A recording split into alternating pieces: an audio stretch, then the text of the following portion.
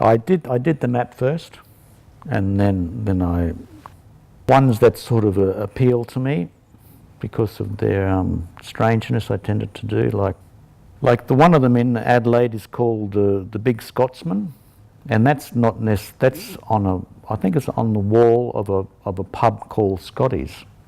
So in a way, it's not the same sort of thing. Like there's not a tourist thing underneath. It was just the pub's way of getting noticed, I suppose. But it's one of those things in the flesh. I think it's made earlier than say the big Merino, but I think it's quite beautiful in the flesh. You know, the detail is quite good.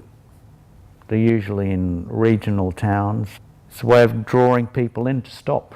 A lot of them are on highways. The big Merino down at Goulburn, so you drive to Canberra and you couldn't miss it, and you'd always pull in. But close up, like the big Merino, it's an amazing construction, really. It's kind of old school, but it's massive. It's just chicken wire with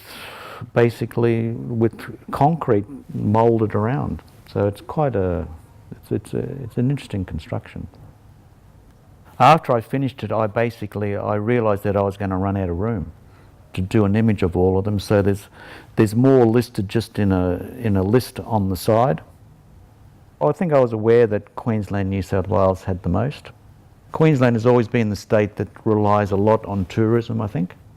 Yeah, it's interesting that. Well, I think maybe Western Australia too, and Northern Territory, a lot of the state is so inhospitable and desert, so there's so many big areas where there's no one lives.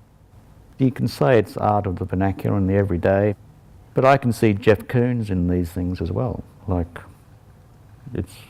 I would say it's pre-Jeff Koons for sure. New Zealand has quite a few. I've seen driving around New Zealand, and I know there's a lot in America as well. And I think maybe I haven't really done research on when the very first one was made in Australia, but I would say they would have been made in America before, in the USA. When I was doing it, or maybe I'd finished it, I was contacted by a man, David Clark, who has written a book about the big things, a penguin book.